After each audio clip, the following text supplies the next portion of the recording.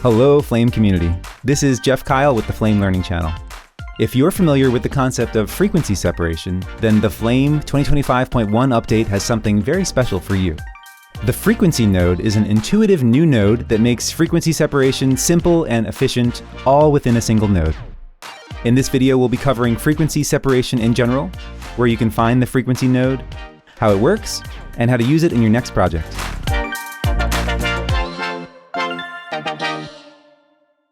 For those who aren't familiar, frequency separation refers to the process of mathematically separating an image into two or more layers, each representing different aspects of the image. The image is blurred, creating a low-frequency layer, and then there are a few different pathways of either dividing, subtracting, or negating the image, combining the blurred image to the original to create a high-frequency layer.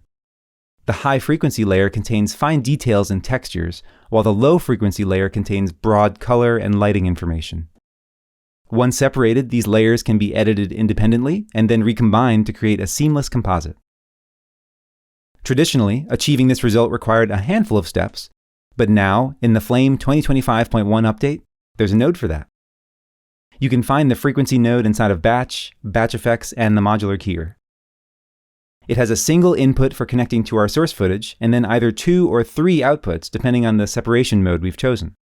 By default, with 2-band separation selected, the outputs are high frequency and low frequency. If we switch to 3-band separation, then we get a mid-frequency option in the middle, or the second output, providing another level of control over the image.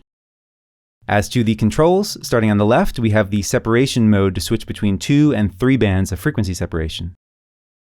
Next, we have our blur controls, low blur for 2-band, and both low blur and mid blur controls for 3-band separation. We can choose between Gaussian blur and box blur with corresponding proportion controls as well. Finally, under output controls, we have a button called Center and Scale. This option affects how the high and mid frequencies are displayed. When it's turned off, the math remains untouched and the high and mid frequencies are typically sitting near black, creating significant contrast.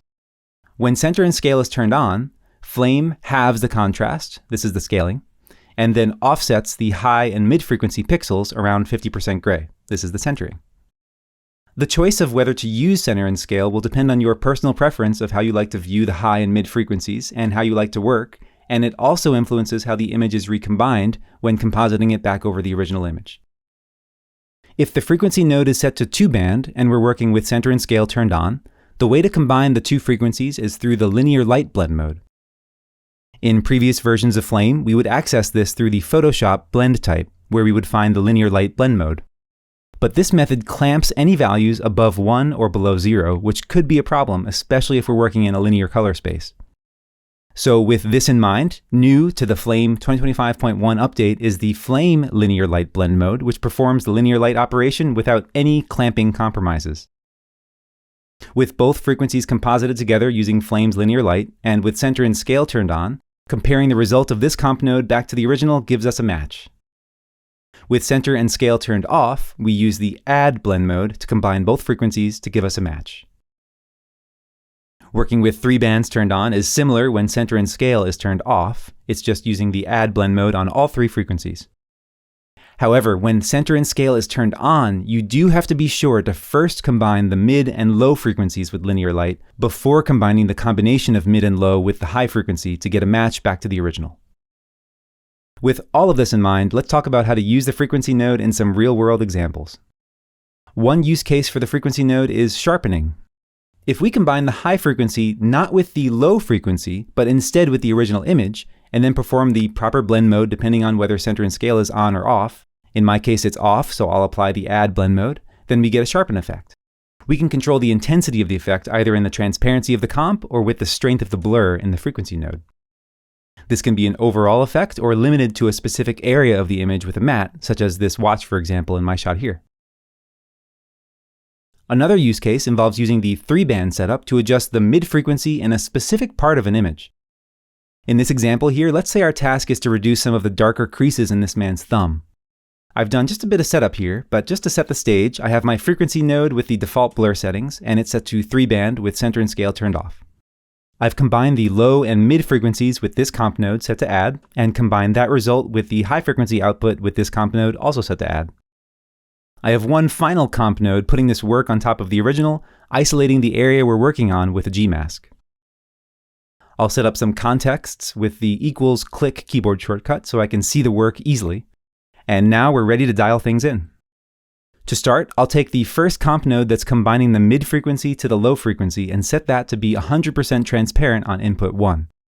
Essentially, this is removing the mid frequency from the low frequency, but we're still using all three frequencies, meaning we now have control of the mid frequency by adjusting the frequency node. I'll switch back to the frequency node and then look at the final comp node's context using the space 2 keyboard shortcut to see what it's looking like in context. And we can see that adjusting the low blur and mid blur significantly affects the image. If we bring down our mid blur to a pretty small level and then adjust our low blur, we can see that we're taking all of those mid frequency areas of the thumb and blending them in with the low and high frequencies, maintaining all of the color of the low frequency and all of the detail of the high frequency, but removing a lot of the mid frequency that we're trying to remove. Obviously, this is a bit of a balancing act to get the values just right, and I'm sure you'll find this technique might not work with everything, but this is one such use case for the 3-band setup working with the mid frequency. In my final example, let's say we're removing these metal objects from this wood table. There's some fine wood texture on the table, as well as a bit of a gradient, making it somewhat complicated to paint out. Without using the frequency node, it would be quite the delicate balance to manage the gradient and the wood grain to try to remove it successfully.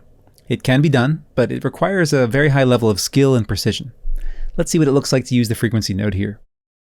First, I'll lower the default low blur just a bit so we aren't blurring the low frequency too much, and I'll leave the output on center and scale since that's how I like to work when I'm painting like this.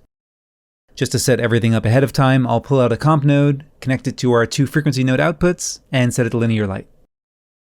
I'll pull out the paint node I'll be using on the high frequency, switch to the result view with the F4 keyboard shortcut, switch it to recursive clone, and start painting away.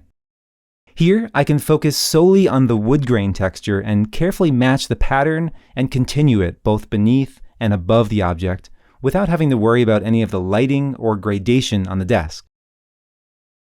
Once I'm feeling pretty good about that, I can back out to the batch schematic, pull out a second paint node, hook it up to the low frequency, and set this one to drag and start painting away here. You'll notice that there's little to no wood grain here on this low frequency, and instead we're just focusing on the lighting information. I don't have to be very precious with this. In fact, it's best if I stay quite broad with my adjustments, take a step back, ensuring the lighting looks consistent across the table here.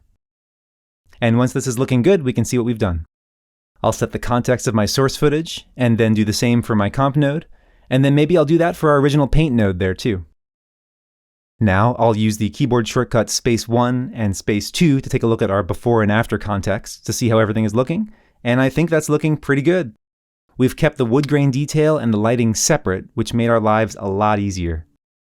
Comparing this to our first attempt with just a single paint node, obviously I didn't put as much time into this one, but in my mind, the frequency node allowed me to work with quite a bit more precision, which in my case will definitely have saved me some time. Hopefully these examples give you an idea of how the frequency node works, and you'll have no trouble using it on your next project. If you like these videos and you're finding them helpful, please subscribe to the Flame Learning channel and click the bell to stay notified about new content.